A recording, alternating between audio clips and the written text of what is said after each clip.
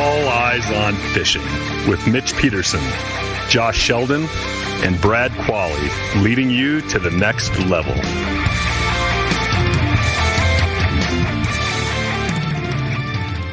Hey everybody, welcome back to All Eyes on Fishing. We're here tonight. We're excited about talking about... Is my mic working? Yeah, you're good. Okay, because it was loose. We're going to talk about... What's that? We did that on purpose. Yeah. You figured it out. I'm like, you bastards. Yeah, we did it already. Well, we thought we'd get at least halfway through. And I grabbed the mic to pull it forward, and it's loose on the bottom. I'm like, you bastards. I know it.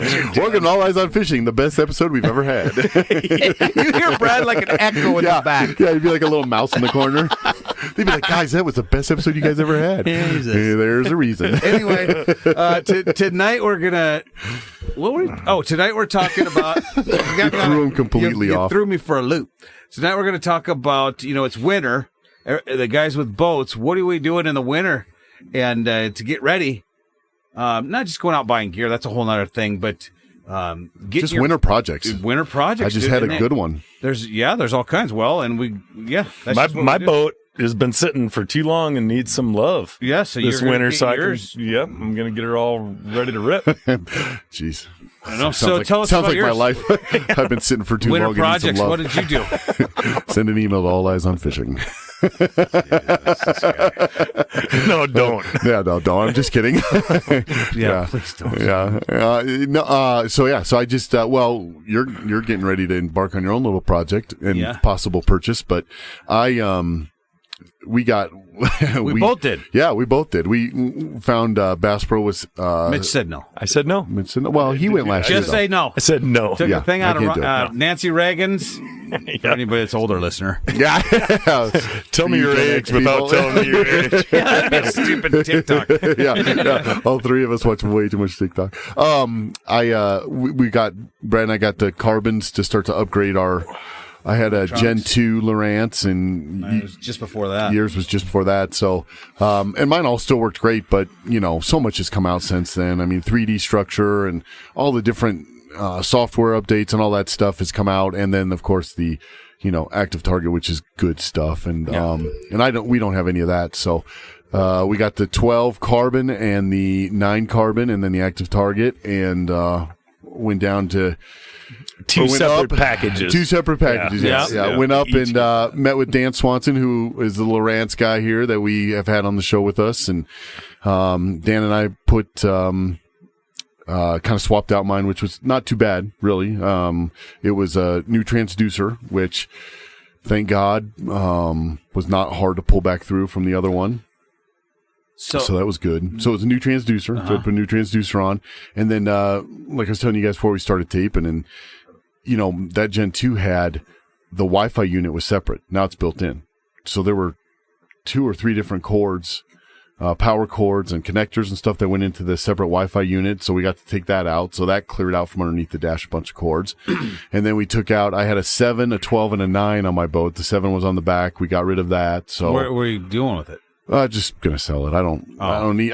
You're not gonna install it somewhere else. No. They don't talk. Mine are old enough now that they can't communicate, so I can't leave it on the boat and have it talk to the new units. Yeah. And so I'm gonna sell the whole thing, and so I got rid of that, which freed up some room on the back of the boat because I've got the rails across the back. I don't have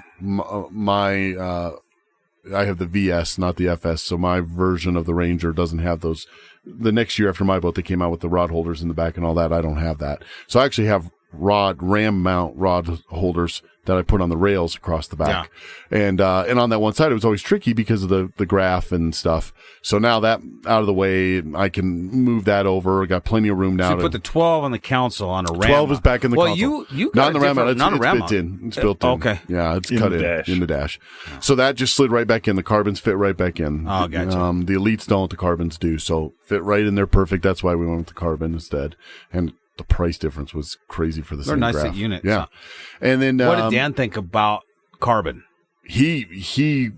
That's being a Lowrance expert. Yeah. So I'm sitting there at Bass Pro and talking to the guys, and we were doing some CWT, some color walleye trail stuff where I gave them some literature and stuff to hand out to people that came and shopped. And I'm looking at him and it goes, I go, how many of these carbons do you have? Because they were on sale for half of what the elites were.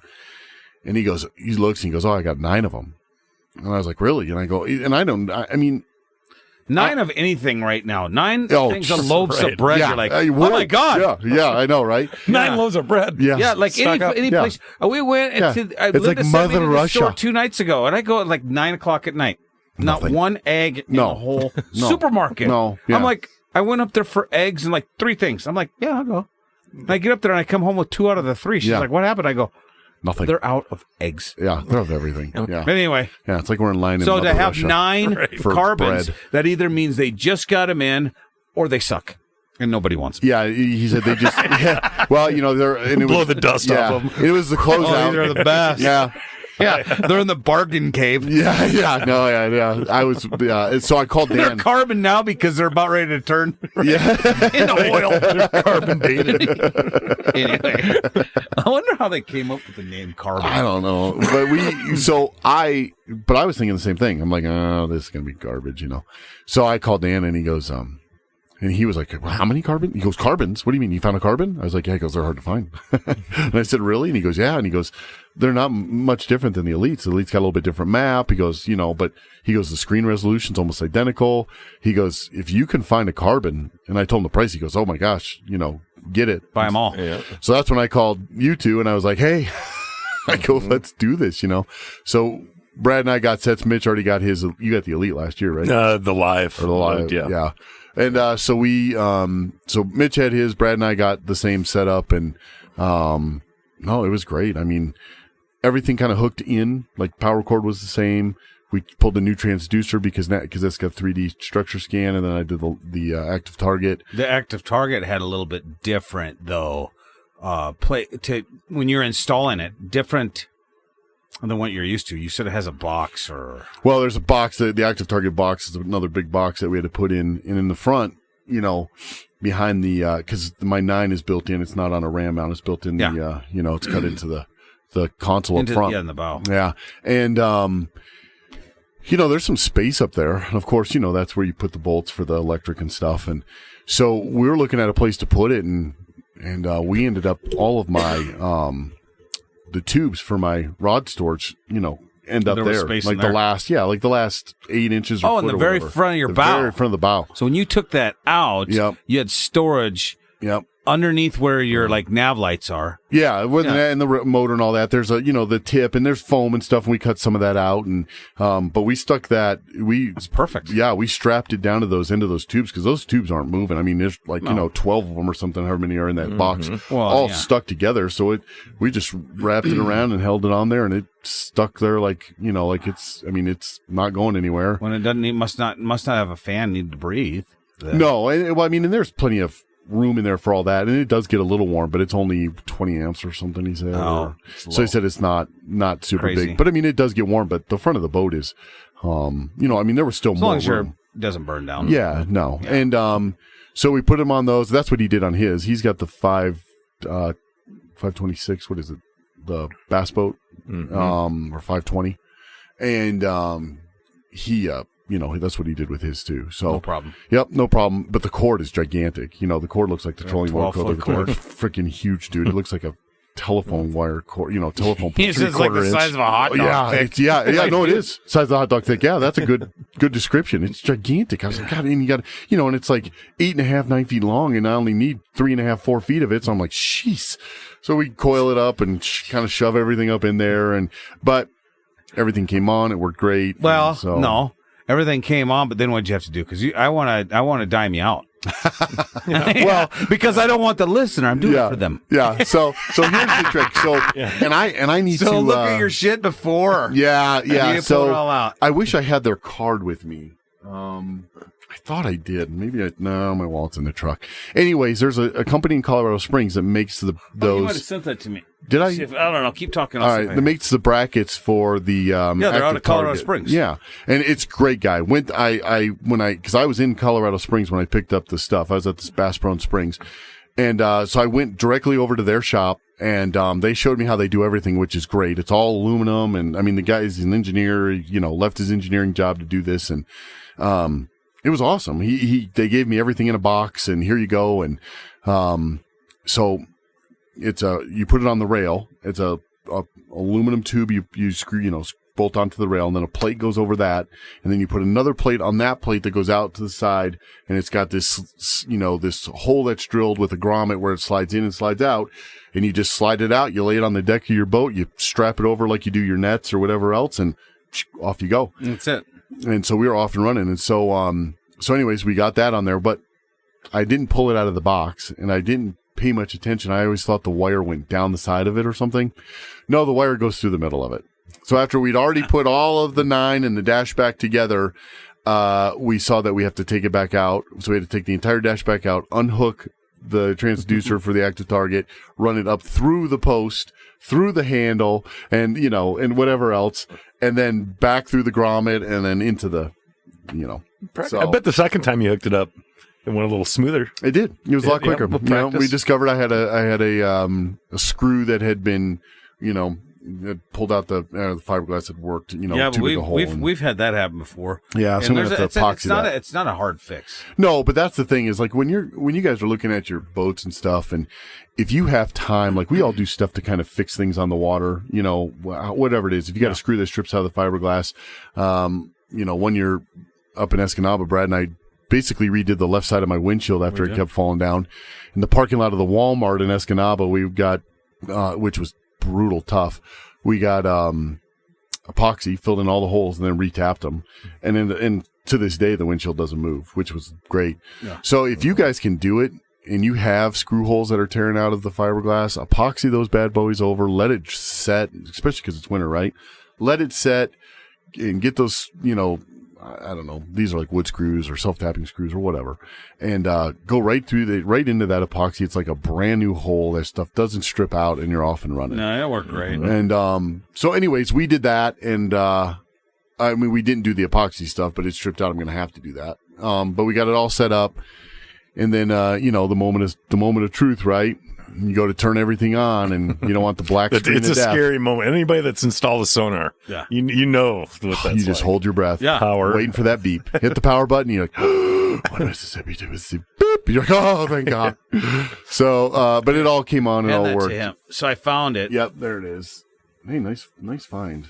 Yeah, it was a receipt that came in our All Eyes. Oh, that's email, right. Because I couldn't find it in text. Well, but no, it looks like it's good stuff. No, I went to the guy's site because yes. you told me about it. Yes, so it's called Fishing Specialties, and I'm going to give them a shout out here. But they're in Colorado Springs, and like I said, it was great. What was do you see the website? Oh, there it is. I think it's just fishingspecialties.com. I'll pull it up and make sure. Yeah, I'm pretty sure. I'm just looking at it. But they had all kinds of stuff on there for different. Oh, it's just different. They got mounts, all kinds of stuff, and they make it all there. They have 2 shops they make it in, and it's a couple of guys working in each shop. But I got the base plate. What you didn't get mounts though for your carbons. No, because those are already mounted. But they do have that kind of stuff. But yeah, all kinds of. So it didn't come with any type of mounting system. Yes, it did. So the active target comes with its own mounting system, and this will hook into that. The problem is like he said, it hangs off to the side, and he goes, so he puts a small ram mount on the end. So basically the ball screws right into the bottom ram mount, screws right into the transducer for active target. And that active target hangs off the end of the pole. And you can turn it any way on that ram mount to, because so how the active target works, if you angle it one direction, it looks down. If you angle it, it's got 2 edges on it. If you angle it even with the other edge, it's going forward. Sure. So he goes, it's kind of a pain in the butt unless you do the ram mount, because then you can just do it. Well, sure enough, man, it works slick as can be. It hangs right off the bottom, and you angle it whichever way you want it, you tighten the ram mount, and it's good to go, right? So that was pretty cool. So I did get that mount for it. But then the pole and the grommet and everything just slides out. You stick it, sits right down on it, and he guarantees everything. So yeah, but Fishing Specialties. Cool. Yeah. And so I got that stuff, so that we got all that installed. everything worked and came on. We had a little issue with me not remembering how to turn my batteries on and off. But other than that, it was all good. And, so it looks like my 0.1 puck is out, or my 1.0 puck is out. So I got to either find a new one of those or not worry about it. But so you just need to get it down to the water 0.1 now puck, whatever it is. Really test it and see it. Yeah, I do, because and that's one thing that we talked about, and I think that everybody needs to know, like, when you buy these things out of the box, there are some things you have to go in and set some parameters for it. Like, right out of the box for the majority of people is probably going to be pretty good. But for those of us who, have different settings for, whatever it is, because we all run different types of Minn Kota. I have a motor guide, all these different motors. You have to set the transducers, right? Like, you have to set I had to set what transducer I had, and you have to make sure it's reading the motor guide and it's not reading something else. You have to make sure the NEMA's working. You have to make sure that all of that stuff is right. You have to set up your time. You have to get your temperature on there. You have to do your overlay data. All of those things that, for Did you me, put your Navionics chip in there? it doesn't. No. So here's the crazy part. So I have a Navionics chip that is not going to work because it's big, and of course they all use the mini chips now. Mm-hmm. So you're going to have to load it onto your computer and then take it and put it no, onto your mini. They come with its own map chip now. Yeah, but not all your No. waypoints and stuff. No, waypoints, I'm going to have to just get it blank. Not my Navionics. You just get a blank mini chip. Oh, yeah. And you just download it and load it up. But you know what? So here's the deal. And this is actually a good thing to bring up during this. His waypoints, he probably wants new ones anyway. That's what, they don't work because there you we go. suck. Yeah. I know. I know. Every There's no time we fish go to on your this waypoints, we're like, dude. Okay, so here's the deal. Most of the lakes we fish, we know. Right? We got plenty of memories to go fish. I don't need a waypoint. I like to have waypoints for night trolling more than anything. But I don't even. So I know where the buoys are. Yeah, but they move those damn buoys every year, so it doesn't matter. No, they don't. Yeah, They do. And then the wind blows over. He's like, no, they don't. Yeah. I look over and he's smiling. Just being an asshole. I personally, I don't really use waypoints a lot, and I don't really care, to be honest with you. We do. We do. Yeah. Yeah, because if it's structure on structure, I mean, they do, right? So here's the thing. If you put a waypoint out in the middle of whatever, middle of a cove, bam, right? Dead center of the cove. Cove is a 500-yard wide cove, you know? Yeah. And you find a rock hump, you put it on there. It doesn't matter if the water goes down 7 feet. That's still dead center. Right. It's going to take you there. And so we use it a lot for structure. Yeah, I mean, I guess if it were something like that, I could maybe see that. But, with the active target and all this new stuff that's coming on. Well, and I know what you mean. Like, okay, do we really need a waypoint on the end of that point? Right? Whatever. Or do I really need a waypoint where we were trolling out in the middle of some bay and we got hit with we got a fish? When there's it's specific to that time you're there. Yeah. How about this time, but it also though? gets you back there, maybe, to tree or something. How many times do you want a waypoint when, say, it's a flat that you're drifting or pulling depth, whatever it is, and there's nothing that you can see on your sonar that makes that spot so great, but, there's a waypoint because you pick up the fish every pass or whatever, and, we all have spots like that. We're like, I don't know what's there, but we always like it. preach don't fish memories, right? And that is nothing but an electronic memory.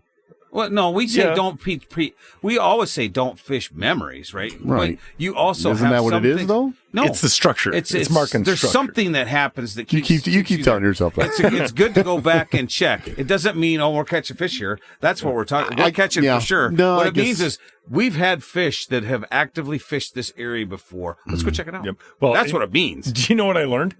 Yeah, Mandy's Highway is actually Mandy's railroad tracks. Is that what it really is? I saw an old maps from like the early 1900s, and sure enough, it's a railroad track, and it goes right there, and then it angles right where we know it does, and then kind of up towards and the I do have track bed. waypoints on that because it angles pretty tight. Yeah. So tight enough when you're driving it that you have to plan. Turn. Yeah, you have to plan for. Yeah, I mean, I guess I don't know. I personally I don't use waypoints a ton. I guess if maybe we were more slip bobber fishing something and we had a rock hump or something at a certain time of year that we I don't think it's good for that.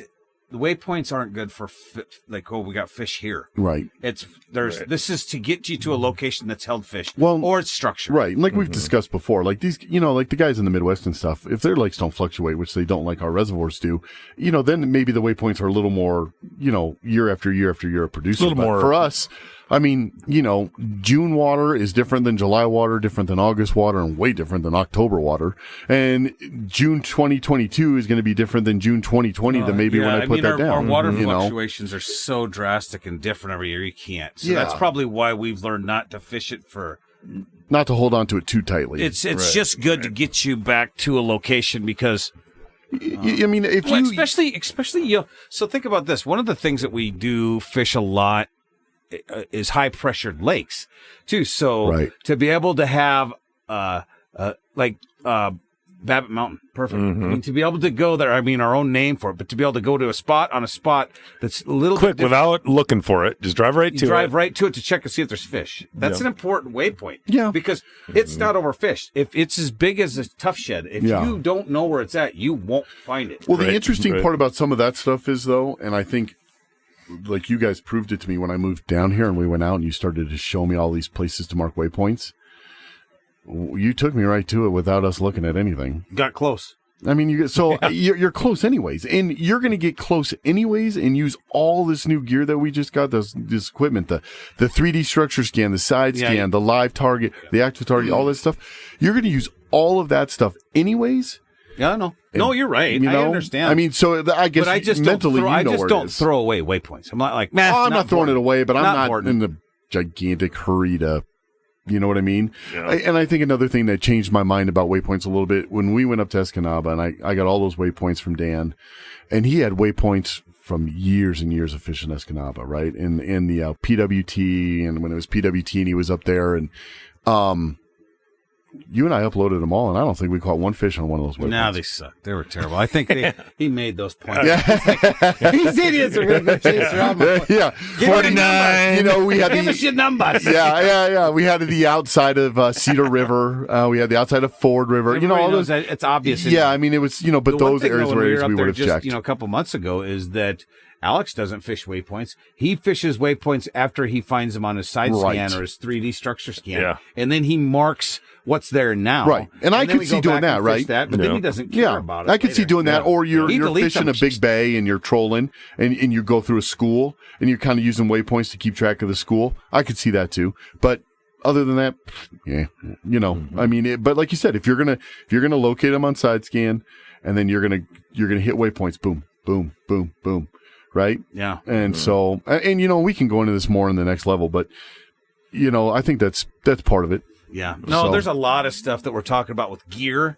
What we're looking at doing with gear this year, what we're looking at doing when you're kind of in that off season. I mean, off season for you for sure, because we're not ice fishing. I haven't even been out yet. I haven't been ice fishing yet. I know, but it's the ice fishing season, right? So there's stuff to do for freshwater fishing, and it's not just buying new crankbaits. Or, you know what I mean? There's things you can be doing. Which buying new crankbaits doesn't even go very good right now because... You can't get any. Jeez, but anyway, hey, we appreciate you listening to All Eyes on Fishing. Join us over at the Next Level. You can find us at aeof.supercast.tech, where you can pick up the Next Level. There's a ton of episodes there. Yep. And then we have a ton of free ones on. You can find us on Podbean too, but... The Next Level's over on that Supercast. Well, we just got our very first app that you can download to your phone. If you're one of our ones that want to fish our walleye, but you can also get the get the podcast on it now. I put the podcast on there too. So if you go to our Facebook page and look in our posts, the QR code on it's on the. Well, I can't get it on the page. When we could do this because you can take a screenshot of it. When you dump our podcast on there on Facebook, then in the comments part, you can put a picture. I probably could. Yeah. Yeah, I could do it in the description part. Yeah. Also, it's on our webpage too. So if you go on our webpage, you can get the QR code off our webpage, put it on your home screen of your phone, and it looks like every other app. You hit it, and it's all of our tournament entry forms to enter the CWT. And then the second page is our podcast. You can listen to it. I've got the Spotify link on there and also just the Podbean link. And if you want to go to Supercast, you have to go over to Supercast. That's a different deal. And then we also have a link to our webpage so you can get a hat or shirt or a sweatshirt or something like that. All that's on there too. Yeah. Cool. So hey, send us questions. This one did not come from a listener, but we got plenty of them in the hopper that we'll probably talk about at some point. alleyesonfishing@gmail.com. We want to hear what you have to say or what your questions are. Give us a minute to get back. We get quite a few of them, so it's not that we're blowing you off. It just takes time. So, Hey, we appreciate it, guys. Thank you. This has been All Eyes on Fishing. Thanks for listening. And if you like what you heard, go ahead and subscribe to The Next Level. And you can hear longer podcasts and more information on all of your favorite topics. And check us out at alleyesonfishing.com for apparel, blogs, and other information. Don't forget to check us out on Facebook, Twitter, Instagram, and YouTube. All Eyes on Fishing, leading you to the next level.